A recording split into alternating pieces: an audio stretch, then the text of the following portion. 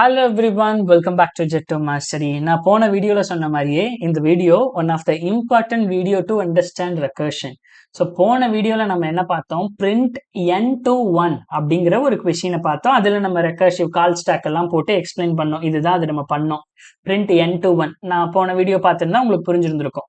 So இந்த போன வீடியோலேயே சொல்லியிருந்தேன், இந்த video is very important to understand how recursion is working behind அப்படிங்கிறது. ஸோ இந்த வீடியோவை நீங்க பார்க்கும்போது அடடே ரெக்கர்ஷன் இப்படியெல்லாம் ஒர்க் பண்ணுமா அப்படிங்கிற ஒரு ஆச்சரியத்தை உங்களுக்கு கிரியேட் பண்ணும். ஓகேங்களா? ஸோ ஜஸ்ட் பேசிக் சிம்பிள் வீடியோ தான். ஆனா இதை உங்களால திங்க் பண்ணி இருந்திருக்க முடியாது. ஏன்னா என்னுடைய ஃபர்ஸ்ட் டைம்ல நான் திங்க் பண்ணல. ரெக்கர்ஷன் ஃபர்ஸ்ட் டைம் நான் லேர்ன் பண்ணும்போது அட இவ்வளோதானா அப்படிங்கிறது வந்து ரெக்கர்ஷன் பேக் எண்ட்ல இப்படி ஒர்க் பண்ணுங்கிறதே எனக்கு இது புரியல. ஓகேங்களா? பட் இந்த எக்ஸாம்பிள் மூலமா உங்களுக்கு அந்த புரிதல் வருங்கிறத நான் நம்புறேன். நான் உங்களை வித்தவுட் டிலே ரொம்ப பேசுறேன்ல, without delay let's get into the problem description. ஓகேங்களா? சரி, ஸோ கொஸ்டின் ரொம்பவே சிம்பிள்ங்க. So print 1 to n without using loop, அவ்வளோதான். அதாவது போன வீடியோவில் 5ன்னு கொடுத்தாங்கன்னா நம்ம 5 4 3 2 1ன்னு பிரிண்ட் பண்ணோம். ஓகேங்களா? ஆனால் இந்த வீடியோவில் 5ன்னு கொடுத்தாங்கன்னா நான் 1 2 3 4 5 அப்படிங்கிறத நான் பிரிண்ட் பண்ணணும். ஓகேங்களா? சரி, ஓகே. இது எப்படிடா நான் போடுறது, என்ன பண்றது? இப்போ 1 2 3 4 5 வேணும்னா அதுவும் ரெக்கர்ஷன்ல வேற போட சொல்லியிருக்காங்களே. அப்ப ரெக்கர்ஷன்னா ஒரு பேஸ் கண்டிஷன் எழுதணும். இவங்க என்னங்கிறது தான் கால் பண்ணுவாங்க, கரெக்டுங்களா? இந்த பிரிண்ட் ஃபங்க்ஷன்ல என்னங்கிறது தான் எப்படியா இருந்தாலும் வரப்போகுது.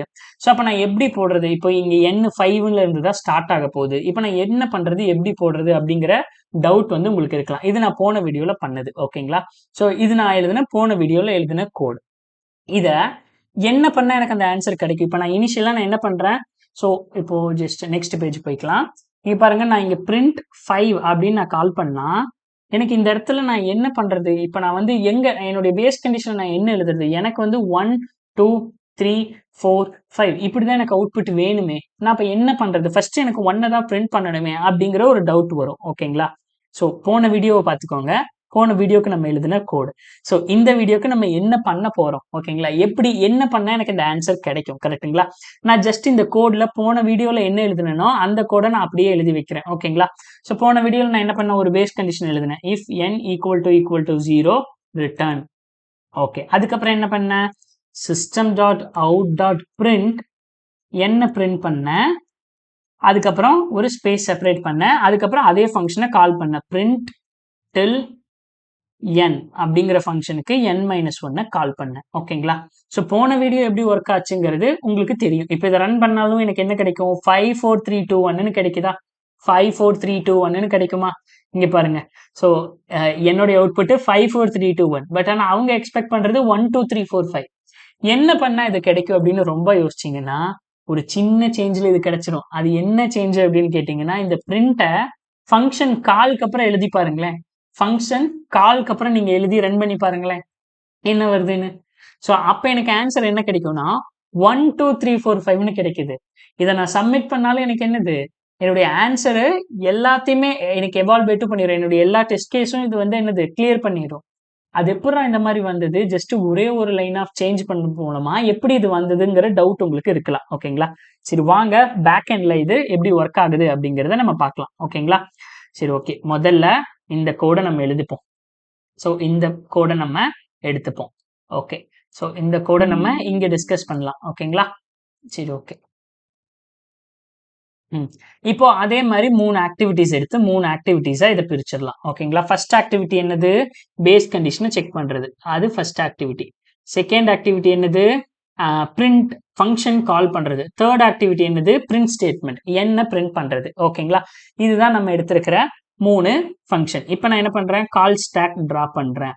ஸோ நம்ம எல்லா கொஸ்டினுக்கும் இந்த மாதிரி கால் ஸ்டாக்லயே நம்மளால எக்ஸ்பிளைன் பண்ண முடியாது. ஓகேங்களா? ஸோ அதுக்காக தான் வந்து நம்ம என்ன பண்ணுவோம்னா அந்த ட்ரீ போடுவோம். ஓகேங்களா? யூலர் பார்த்த மாதிரி ட்ரீ, ரெக்கர்ஷன் ட்ரீலையும் நம்ம போடுவோம். ஸோ பட் அது லேட்டரா நம்ம பார்த்துக்கலாம். ஓகேங்களா? சரி, இதுதான் கால் ஸ்டாக். இதுல வந்து என்னோட வேல்யூஸை நம்ம நோட் பண்ண போறோம். தென் ஆல்சோ ஆக்டிவிட்டிஸ், எத்தனை ஆக்டிவிட்டிஸ் முடிஞ்சிருக்கு அப்படிங்கிறத நம்ம நோட் பண்ண போறோம். ஓகேங்களா? சரி, ஃபர்ஸ்ட் நமக்கு மெயின் ஃபங்க்ஷன்ல இருந்து யாரோ ஒருத்தங்க கால் பண்ணுவாங்க, பிரிண்ட் ஃபங்க்ஷன். இந்த பிரிண்ட் டில் n வரைக்கும் சொல்லி என்னோடது 5 அப்படின்னு சொல்லி மெயின் ஃபங்க்ஷன்ல இருந்து யாரோ கால் பண்ணுவாங்க. அப்ப என்ன ஆகும், முதல்ல இது சப் ஃபங்க்ஷனுக்குள்ள வரும், ஃபங்க்ஷனுக்குள்ள வரும். இங்க பிரிண்ட் 5ன்னு ஃபர்ஸ்ட் உள்ள வரும்.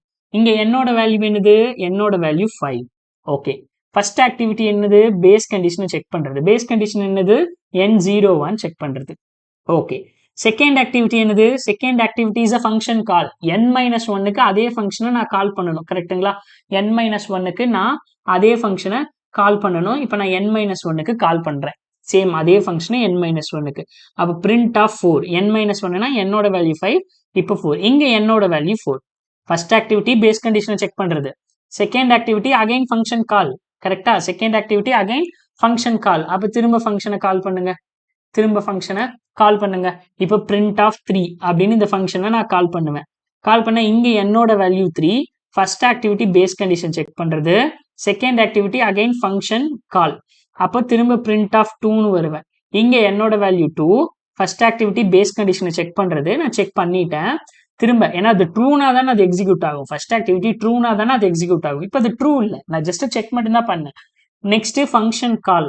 ஓகே, ஃபங்க்ஷன் கால்னா திரும்ப பிரிண்ட் ஆஃப் 1 அப்படின்னு நான் போறேன். ஓகே, இங்க என்னோட வேல்யூ 1. ஓகே, ஃபர்ஸ்ட் ஆக்டிவிட்டி என்னது, பேஸ் கண்டிஷனை செக் பண்றது. செகண்ட் ஆக்டிவிட்டி அகைன் ஃபங்க்ஷன் கால். இங்க தான் நீங்க லிசன் பண்ணிக்கணும். பிரிண்ட் ஆஃப் 0ன்னு நான் கால் பண்றேன், என்னோட வேல்யூ 0.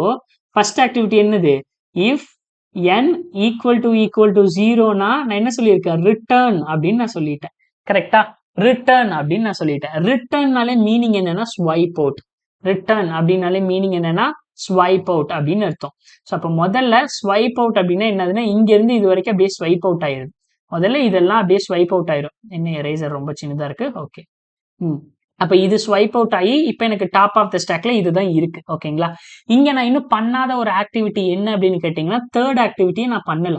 ஓகேங்களா?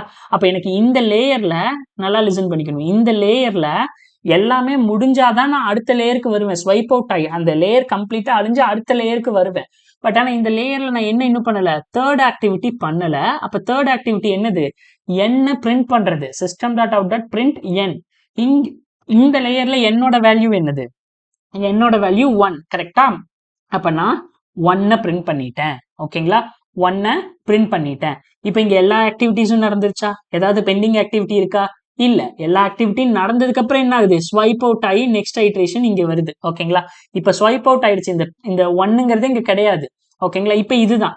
இப்ப இந்த லேயர்ல நான் ஏதாவது ஆக்டிவிட்டி பண்ணாம வச்சிருக்கேனா? ஆமா, தேர்ட் ஆக்டிவிட்டி பண்ணல. தேர்ட் ஆக்டிவிட்டி என்னது, என்ன பிரிண்ட் பண்றது. அப்ப தேர்ட் ஆக்டிவிட்டி பண்ணிருங்க. தேர்ட் ஆக்டிவிட்டி என்னது, என்ன பிரிண்ட் பண்றது. என்னோட வேல்யூ 2. அப்ப 2 பிரிண்ட் பண்ணியாச்சு. அப்ப இங்க எல்லா ஆக்டிவிட்டிஸும் நான் பண்ணிட்டேன். அதுக்கப்புறம் தான் இது ஸ்வைப் அவுட் ஆகி இங்க வருது. ஓகேங்களா? இங்கேயும் நான் அதே மாதிரி தேர்ட் ஆக்டிவிட்டி பண்ணல. தேர்ட் ஆக்டிவிட்டி என்னது, என்ன பிரிண்ட் பண்றது நடக்கல. அப்ப இந்த இடத்துல என்னோட வேல்யூ என்னது, 3. அதை பண்ணிருங்க.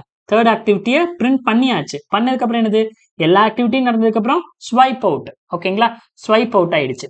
அப்ப ஸ்வைப் அவுட் ஆயிட்டு நெக்ஸ்ட் கண்டிஷன் நம்மளுடைய ஐட்ரேஷன் வந்து இங்க வந்துருச்சு. இந்த இடத்துல என்னது, தேர்ட் ஆக்டிவிட்டி பண்ணல, என்ன பிரிண்ட் பண்ணணும். ஓகேங்களா? அப்ப என்ன பிரிண்ட் பண்ணுங்க. இந்த இடத்துல என்னோட வேல்யூ என்னது, 4. ஓகே, அப்போ தேர்ட் ஆக்டிவிட்டியும் பண்ணியாச்சு.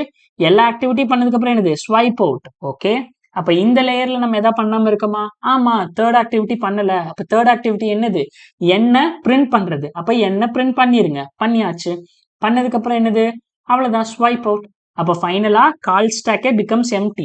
அவ்வளவுதான், ஃபைனலா ரிட்டர்ன். இதுக்கப்புறமும் வெளியில வந்துருச்சுன்னா ஸ்டாக் எம்டி ஆயிடுச்சுன்னா அதுக்கப்புறம் வராது. இதனாலதான் நான் சொல்லியிருக்கேன், ரிட்டர்ன்ங்கிற கீவேர்டுக்கு மீனிங் என்னன்னா ஸ்வைப் அவுட். ரிட்டர்ன் கீவேர்டு கிடைச்சிருச்சுன்னா அது அங்கிருந்து என்ன ஆக ஆரம்பிக்கும், ஸ்வைப் அவுட் ஆக ஸ்டார்ட் ஆயிரும். அப்படி ஸ்வைப் அவுட் ஆகி என்ன ஆயிடுச்சு, கடைசியில என்னுடைய ப்ரோக்ராமே முடிஞ்சிருச்சு. அப்ப ஃபைனலா நான் பிரிண்ட் பண்ண ஆன்சர் என்ன, 1 2 3 4 5. இப்படிதான் ரெக்கர்ஷன் ஒர்க் ஆகுது. ஜஸ்ட் ஒரே ஒரு பிரிண்ட் ஸ்டேட்மெண்ட்டை நான் இன்டர்சேஞ்ச் பண்ணி போட்டதுனால எனக்கு தேவையான ஆன்சரே எனக்கு வந்துருச்சு. பாத்தீங்களா ரெக்கர்ஷன் எப்படி ஒர்க் ஆகுதுன்னு. ஃபர்ஸ்ட் டைம் திங்க் பண்ணும்போது எனக்கு இது தோணல, என்னடா ஜஸ்ட் இப்படி சேஞ்ச் பண்ணா ஒர்க் ஆகுமான்னு. அப்ப இந்த கால் ஸ்டாக்ல இந்த மாதிரி நான் ஐட்ரேஷன் போட்டு பார்க்கும்போது தான் எனக்கு என்னாச்சு, எனக்கு ஈஸியா புரிஞ்சுக்க முடிஞ்சது. ஸோ இதை நம்ம எல்லா டைமும் இப்படியே பார்க்க முடியாது இல்லையா? அப்ப நம்ம முதல்ல பிரிண்ட் 5 அப்படிங்கிற ஃபங்க்ஷனை கால் பண்ணுவோம். இங்க நம்ம என்னெல்லாம் பண்ணணும், ஸோ மொத்தம் 3 activity. First activity, second activity, again function call. அப்போ பிரிண்ட் 4க்கு போறோம். இங்க என்னது, இங்கே 2 ஆக்டிவிட்டி பண்ணணும். ஒன்னு ஃபர்ஸ்ட் ஆக்டிவிட்டி பண்ணியாச்சு, செகண்ட் ஆக்டிவிட்டி. திரும்ப பிரிண்ட் 3. இங்கே நம்ம 2 ஆக்டிவிட்டி பண்ணணும். First activity base condition, second activity function call. அப்ப திரும்ப பிரிண்ட் ஆஃப் 2. இங்க என்னது, இங்க first activity base condition, second activity print of 2. திரும்ப என்ன பண்ணுவோம், இங்க இருந்து ஃபங்க்ஷனை கால் பண்ணோம்னா பிரிண்ட் ஆஃப் 1. அப்ப இங்க 2 activity, first activity base condition, second activity திரும்ப n-1 கால் பண்றது. இங்க பிரிண்ட் ஆஃப் 0. இங்க ஃபர்ஸ்ட் ஆக்டிவிட்டி என்னது, ஃபர்ஸ்ட் ஆக்டிவிட்டியே true. If n equal to 0 start return. அப்ப ரிட்டர்னா நான் இங்க இருந்து இங்க வந்துட்டேன். இங்க நான் என்ன ஆக்டிவிட்டி பண்ணல, இன்னும் தேர்ட் ஆக்டிவிட்டி பண்ணல. தேர்ட் ஆக்டிவிட்டி என்னது, 1 பிரிண்ட் பண்றது. அப்போ 1 பிரிண்ட் பண்ணுங்க. அப்ப இங்க 3 ஆக்டிவிட்டி நடந்துருச்சா, திரும்ப என்னுடைய ஃபங்க்ஷன் இங்க வந்துடும். திரும்ப இது ஸ்வைப் அவுட் ஆகி திரும்ப அடுத்த ஐட்ரேஷன் இங்க வந்துடும். இங்கே தேர்ட் ஆக்டிவிட்டி பண்ணலையா, தேர்ட் ஆக்டிவிட்டி என்னது, என்ன பிரிண்ட் பண்றது. அப்ப என்ன பிரிண்ட் பண்ணுங்க. அப்போ 3 ஆக்டிவிட்டி நடந்துருச்சா, அப்ப நடந்துருச்சுன்னா ஸ்வைப் அவுட் ஆகி நெக்ஸ்ட் ஐட்ரேஷனுக்கு வந்துடும், நெக்ஸ்ட் அடுத்த லேயருக்கு வந்துடும்.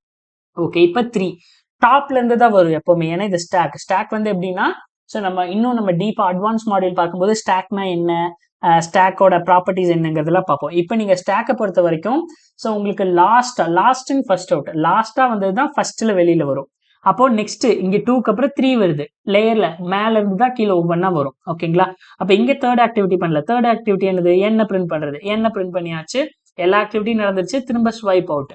அப்ப இங்க 2, இங்கேயும் தேர்ட் ஆக்டிவிட்டி பிரிண்ட் பண்ணல, என்ன பிரிண்ட் பண்ணல, என்ன பிரிண்ட் பண்ணிருங்க. எல்லா ஆக்டிவிட்டி பண்ணதுக்கு அப்புறம் திரும்ப இங்க வந்தாச்சு. இங்கேயும் தேர்ட் ஆக்டிவிட்டி பண்ணல. தேர்ட் ஆக்டிவிட்டி என்னது, என்ன பிரிண்ட் பண்றது. அப்ப என்ன பிரிண்ட் பண்ணியாச்சு, பிரிண்ட் பண்ணதுக்கு அப்புறம் ஸ்வைப் அவுட் பண்ணோம்னா அதுக்கப்புறம் அவ்வளவுதான். ஏன்னா கால் ஸ்டாக்கே எம்டி ஆயிடுச்சு, ஃபைனலா எல்லாமே அழிஞ்சிட்டு வந்துருச்சு. ஓகேங்களா, ஸ்வைப் அவுட்னா என்னது, நான் இப்படி ஸ்ட்ரைக் அவுட் பண்ணிருக்கேங்கிறதுக்கு மீனிங் என்னன்னா ஜஸ்ட் அதோட அழிஞ்சிருச்சு, அவ்வளவுதான். அந்த லேயர்ல மேல எதுவும் இல்ல. திரும்ப இங்க என்னன்னா இந்த லேயர்ல மேல எதுவும் இல்ல. இதுதான் ஸ்ட்ரைக் அவுட் பண்ணிருக்கிறதுக்கு மீனிங், அதுதான். ஓகேங்களா, சரி, ஓகே. ஸோ உங்களுக்கு ரெக்கர்ஷனை இப்போ கொஞ்சம் புரிஞ்சுக்க முடியும் நான் நம்புறேன். இனி நெக்ஸ்ட் ஃபர்தர் வீடியோஸ்ல நம்ம நிறைய ஃபர்தரா வர வீடியோஸ்ல நம்ம நிறைய ரெக்கர்ஷன் ப்ராப்ளம் சால்வ் பண்ணும்போது I hope you will be very strong in recursion. ஓகேங்களா, நான் உங்களை நெக்ஸ்ட் வீடியோல சந்திக்கிறேன். until then, bye bye, take care.